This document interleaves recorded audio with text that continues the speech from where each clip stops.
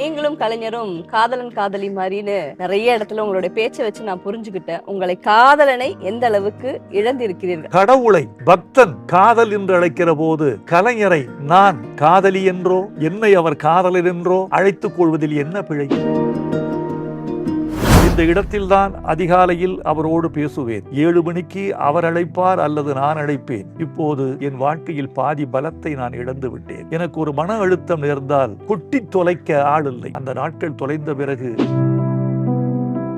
எல்லா மரணத்தையும் விட அதிகமாக பாதித்தது கலைஞரின் மரணம். ஏனென்றால் கலைஞர் தமிழ் உறவாக இருந்தவர். தமிழ் என்பது 24 மணி நேரமும் இயங்கிக் கொண்டிருக்கிற பொருள். 3 நாள் பார்க்க மாட்டேன், வேலையா இருந்திருப்பேன். கலைஞர் கேட்பாரு, என்ன பார்க்கணும்னு உங்களுக்கு தோணலையா?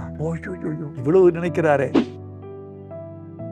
கலைஞருக்கும் எனக்குமான நட்பை எழுதச் சொல்லவில்லை தமிழ்நாட்டு முதலமைச்சர் ஸ்டாலின் அவர்கள். கடற்கரையில் அடக்கம் செய்யப்பட்ட நாள் வரைக்குமான ஒட்டுமொத்த வாழ்வியல். நான் முதலில் கற்க வேண்டும், குறிப்பெடுக்க வேண்டும், நான் என்னை நானே தயாரித்துக் கொள்ள வேண்டும், உள்வாங்கி உருக வேண்டும், அவர் பெருமையை பிரித்தெறிய வேண்டும், இதுவரை யாரும் சொல்லாத பாணியில் சொல்ல வேண்டும், சொல்லாத செய்திகளையும் சொல்ல வேண்டும், சொல்லக்கூடாத செய்திகளை சொல்லக்கூடாது. அவர் வைரமுத்துன்னு கூப்பிடுவாரா, கவிஞரேன்னு கூப்பிடுவாரா? கவிஞரே. அவரோட பாணியில ஒரு வாட்டி உங்களை கூப்பிட முடியுமா? கவிஞரே. ரோமியோ பிக்சர்ஸ் தயாரிப்பில் சிவா நடிப்பில் ராம் இயக்கத்தில் பறந்து போ உலகமெங்கும் உங்கள் அபிமான திரையரங்குகளில் வெற்றி நடை போடுகிறது. சௌபாக்யா ஹோம் அண்ட் கிச்சன் அப்ளையன்சஸ். நீங்க இந்த உரை எழுதுற காலத்துலதான் தாயினுடைய ஒரு தடுமாற்றத்துல நீங்க நின்னீங்க. அந்த தாயை இன்னும் மேன்மைப்படுத்துறதுக்காக அந்த தருணம் இணைந்ததை எழுதி முடிச்சிருக்க மாட்டீங்கன்னு நினைக்கிறேன். அந்த தருணத்துல எங்கேயாவது அவர்கள் மேலோங்கி நின்னாங்களா? ஈன்றாள் பசி காண்பாராயினும் செய்யற்க சான்றோர் பழிக்கும் வினை. இந்த ஒரு குறளுக்கு இணையானவர்தான் என் தாய். வறுமையில்தான் நாங்கள் வளர்ந்தோம், வறுமையில்தான் வளர்க்கப்பட்டோம். 1960களில் நான் 7 வயது 8 வயது சிறுவனாக வளர்க்கப்பட்டவன். அந்த 1960களில் தமிழ்நாட்டை ஒரு பஞ்சம் சூழ்ந்தது. மழை இல்லை, விளைச்சல் இல்லை, வேளாண்மை பொருள்கள் இல்லை, சாப்பிடுவதற்கு பணம் இருந்தாலும் வாங்குவதற்கு பொருள்கள் இல்லை. அன்றைய முதலமைச்சர் சொன்னார், ஏன் தமிழர்கள் எலிக்கறி சாப்பிடக்கூடாது என்று.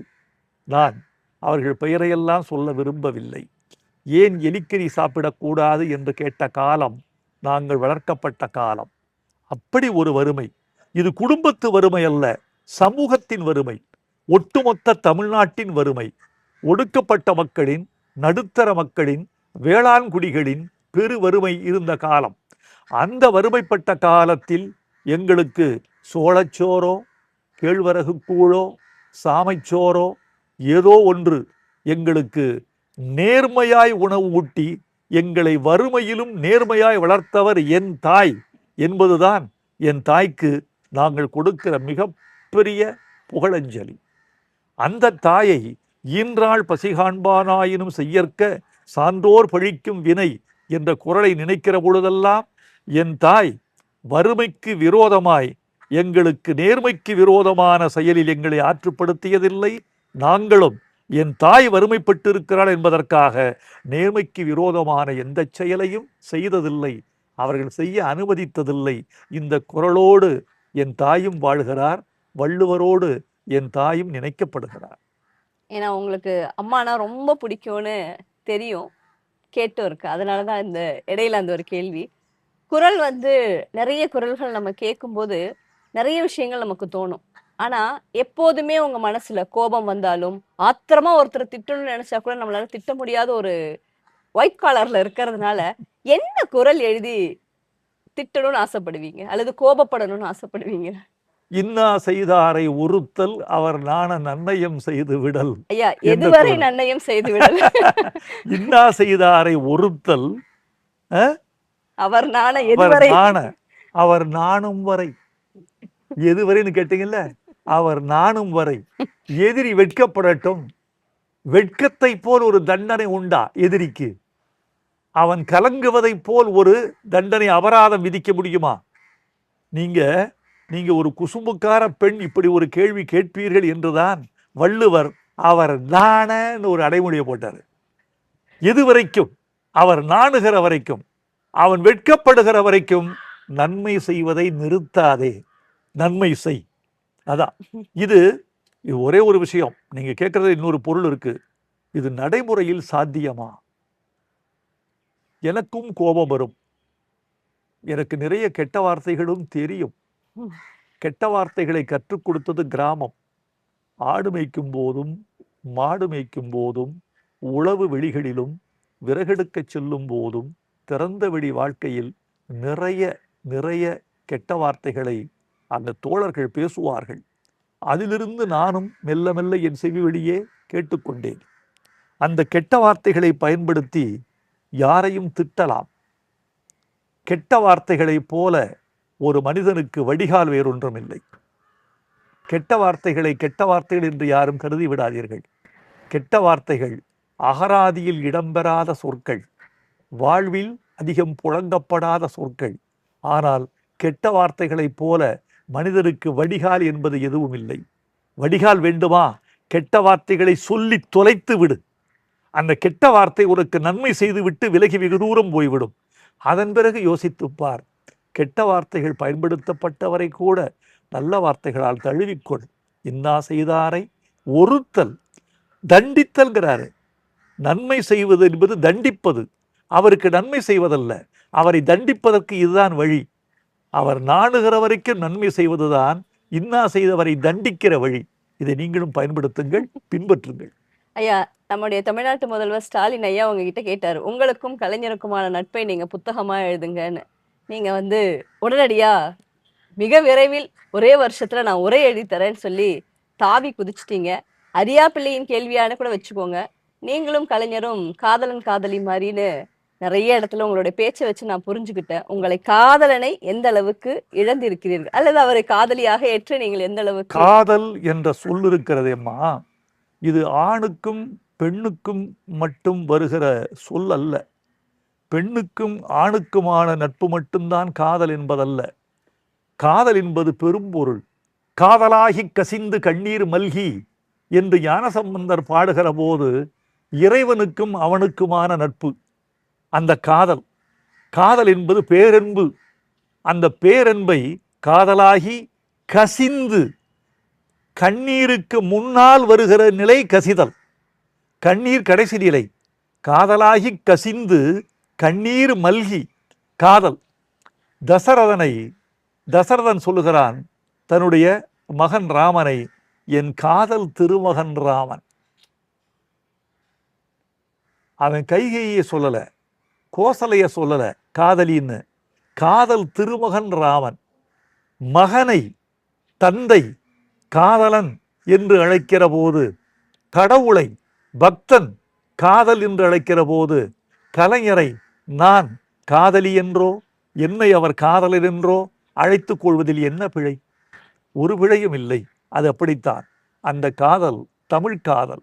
இந்த இடத்தில்தான் அதிகாலையில் அவரோடு பேசுவேன்.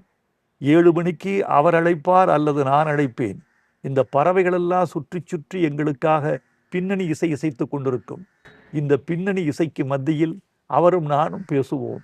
இந்த மூங்கில்கள் இசை பாடும், காற்று எங்களுக்கு தாளம் போடும். அந்த ஒரு வாக்கிங் போயிட்டு வேர்வைக்கு மேலே ஒரு துண்டை மட்டும் போர்த்தி கொண்டு நான் அவரோடு பேசிய நாட்கள், எங்கள் பேச்சை கேட்டு பறவைகளும் மகிழ்ந்த நாட்கள் பல நாட்கள். அந்த நாட்கள் தொலைந்த பிறகு என் வாழ்க்கையில் பாதி பலத்தை நான் இழந்து விட்டேன். இப்போது எனக்கு ஒரு மன அழுத்தம் நேர்ந்தால் கொட்டி கொட்டி தொலைக்க ஆள் இல்லை. எனக்கு ஒரு ஆனந்தம் வந்தால் அந்த ஆனந்தத்தை உச்சி போர்ந்து உகந்து பாராட்ட ஆள் இல்லை. உறவுகள் இந்த 70 வயது நடுத்தர வயதில் மெல்ல மெல்ல உறவுகளெல்லாம் மெல்ல மெல்ல அருகி கொண்டு போவதை பார்க்கிற போது நான் விக்கித்து நிற்கிறேன். உறவுகள் குறைகின்றன, நண்பர்கள் குறைகிறார்கள், நல்ல நல்ல ஞானிகள் மறைந்து போனார்கள். ஒரு பாலச்சந்தர் இல்லை, ஒரு MS விஸ்வநாதன் இல்லை, ஒரு கண்ணதாசன் இல்லை, வாலி இல்லை, SP பாலசுப்ரமணியம் இல்லை, பாலு மகேந்திரா இல்லை.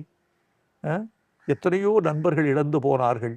நல்ல நல்ல தலைவர்கள், என் நெருங்கிய நண்பர்கள், உறவுகளில் என் மாமாக்கள் இல்லை, என் சித்தப்பாமார்கள் இறந்து விட்டார்கள், என் அத்தைமார்கள் போய்விட்டார்கள், என் மைத்துனர்கள் இறந்து விட்டார்கள், நான் யாரோடு இப்போது தனி இருக்கிறேன் என்று எனக்கு தெரியவில்லை. இந்த எல்லா மரணத்தையும் விட அதிகமாக பாதித்தது கலைஞரின் மரணம். ஏனென்றால் மற்றவர்களெல்லாம் ஒரு இரத்த உறவோடு இருந்தவர்கள் அல்லது பொருளாதார உறவாக இருந்தவர்கள். ஆனால் கலைஞர் தமிழ் உறவாக இருந்தவர். தமிழ் என்பது 24 மணி நேரமும் இயங்கிக் கொண்டிருக்கிற பொருள். 24 மணி நேரமும் இயங்கிக் கொண்டிருக்கிற பொருளை தொலைத்தவன் எப்படி நிம்மதியாக இருக்க முடியும்? அதனால் 24 மணி நேரத்தில் ஒரு 8 மணி நேரமாக நான் என்னை பார்க்கணும்னு உங்களுக்கு தோணலையா? 3 நாள் பார்த்துருக்க மாட்டேன், 3 நாள் பார்க்க மாட்டேன், வேலையாக இருந்திருப்பேன். கலைஞர் கேட்பாரு, என்னை பார்க்கணும்னு உங்களுக்கு தோணலையா? ஓய்யோ இவ்வளவு நினைக்கிறாரே, உடனே ஓடுவேன். எத்தனையோ ஒலிப்பதிவுகளை எல்லாம் நான் தவிர்த்திருக்கிறேன், எத்தனையோ பாடல்களை எல்லாம் நான் இழந்திருக்கேன். ஆனால் அந்த பாடலை விட கலைஞருடைய அன்பும் அவருடைய மதிப்பும் அவருடைய தமிழும் பெரிதல்லவா என்று வியந்திருக்கிறேன். நீங்க சொன்னது கலைஞருக்கும் எனக்குமான நட்பை எழுதச் சொல்லவில்லை தமிழ்நாட்டு முதலமைச்சர் ஸ்டாலின் அவர்கள். தமிழ்நாட்டு முதலமைச்சர் ஸ்டாலின் அவர்கள் மகாகவிதை வெளியீட்டு விழாவில் கேட்டுக்கொண்டது ஒன்றுதான். என்ன கேட்டார்? கலைஞரின் வாழ்க்கை வரலாற்றை கவிஞர் எழுத வேண்டும், அது நிச்சயமாக இது என்னுடைய கட்டளைன்னு சொன்னார். அது மிகப்பெரிய கட்டளை. வாழ்க்கை வரலாற்றை எழுத வேண்டும். அவர் திருக்குவளையில் பிறந்ததிலிருந்து காவேரி மருத்துவமனையில் காலமாகி கடற்கரையில் அடக்கம் செய்யப்பட்ட நாள் வரைக்குமான ஒட்டுமொத்த வாழ்வியல், அரசியல், கலையியல் எல்லாவற்றையும் நான் உள்வாங்க வேண்டும். அது சின்ன பணி அல்ல, பெரும்பணி. நான் முதலில் கற்க வேண்டும், குறிப்பெடுக்க வேண்டும், நான் என்னை நானே தயாரித்து கொள்ள வேண்டும், உள்வாங்கி உள்வாங்கி உருக வேண்டும், அவர் பெருமையை பிரித்தெறிய வேண்டும், இதுவரை யாரும் சொல்லாத பாணியில் சொல்ல வேண்டும், சொல்லாத செய்திகளையும் சொல்ல வேண்டும், சொல்லக்கூடாத செய்திகளை சொல்லக்கூடாது, எவையை சொல்ல வேண்டும் என்பதைப் போலவே எவற்றை சொல்லக்கூடாது என்பது ஒரு கலை, சொல்லக்கூடியது எது சொல்லக்கூடாதது எது, இதையெல்லாம் பிரித்து பிரித்து நான் திளைத்து திளைத்து ரசித்து ரசித்து குறிப்பெடுத்து கொண்டே இருக்கிறேன். காலம் இனிமேல் எழுதப்பா என்று எனக்கு கட்டளையிடுகிற போது எழுதி முடிப்பேன்.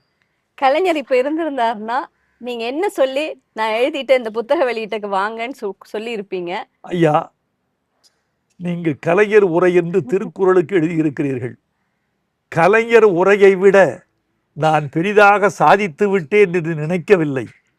உங்கள் உரையை போல் என் உரையும் கொஞ்சமாவது இருக்கிறதா என்று பார்த்து சொல்லுங்கள் ஐயா, அதற்குத்தான் உங்களை அழைத்திருக்கிறேன். இது ஆசிரியர் எழுதிய உரைக்கு பதில் மாணவன் எழுதிய உரையை வெளியிடுங்கள் என்று கேட்டிருப்பேன். மகிழ்ந்திருப்பார். உங்களை அவர் வைரமுத்துன்னு கூப்பிடுவாரா, கவிஞரேன்னு கூப்பிடுவாரா? கவிஞரே. கவிஞரே. அவரோட பாணியில ஒரு வாட்டி உங்களை கூப்பிட முடியுமா? கவிஞரே. உங்களோட ஒரு மூத்தவளா நீங்க ஒரு இமோஷனல் இடியட் அப்படின்னு சொன்னா சரியா? நானா? இடியட்டுக்கும் ஃபூலுக்கும் ஒரு வேறுபாடு இருக்குமா? இடியட் என்பவன் பிறவி முட்டாள், ஃபூல் என்பவன் அவ்வப்போது முட்டாளாகிறவன். என்னை இடியட் என்று ஏற்றுக்கொள்ள மாட்டேன், ஃபூல் என்று ஏற்றுக்கொள்வேன். ஏன்னா நீங்க கலைஞரை பத்தி சொல்லும் போதே உங்க கண்கள் நீரால் கவிதை பாடுறதை என்னால புரிஞ்சுக்க முடிஞ்சது. உங்களோட உரை வருவதற்கு முன்னாடி இந்த பேட்டி வந்துடும் நினைக்கிறேன். உங்களுடைய பிறந்த நாளும் வருது, தமிழகமே கொண்டாடிட்டு இருக்கு. ரொம்ப நன்றி. குமுதத்துக்கு நான் கடமைப்பட்டு இருக்கிறேன்.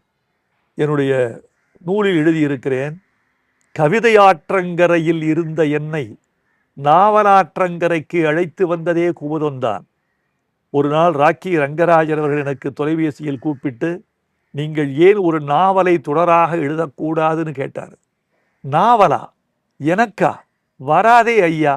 வரும், உங்களுக்கு வரும் என்று எஸ்ஏபி சொன்னார். எஸ்ஏபி சொல்லியா கூப்பிடுறீங்க? எஸ்ஏபி சொல்லாமல் நாங்கள் கூப்பிடவே முடியாது. எஸ்ஏபி அழைத்தார், நான் கூப்பிட்டு சொல்லுகிறேன், நீ எழுதுங்க. வானம் தொட்டுவிடும் தூரம்தான் என்ற என்னுடைய முதல் நாவல் பிறந்ததே குமுதத்தில். பெய்யன பெய்யும் மழை கவிதை வெளிவந்தது குமுதத்தில்.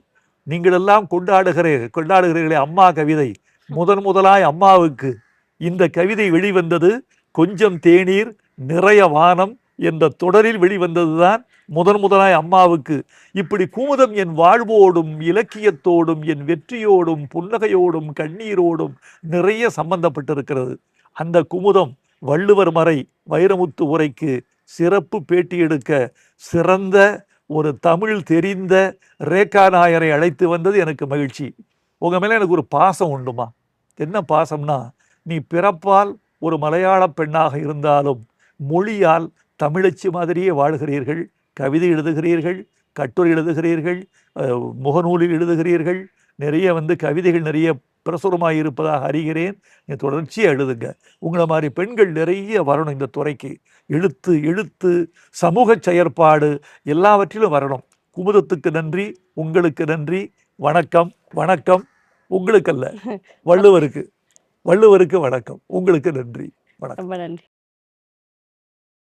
ரோமியோ பிக்சர்ஸ் தயாரிப்பில் சிவா நடிப்பில் ராம் இயக்கத்தில் பறந்து போ உலகமெங்கும் உங்கள் அபிமான திரையரங்குகளில் வெற்றி நடை போடுகிறது. சௌபாக்யா ஹோம் அண்ட் கிச்சன் அப்ளையன்சஸ்.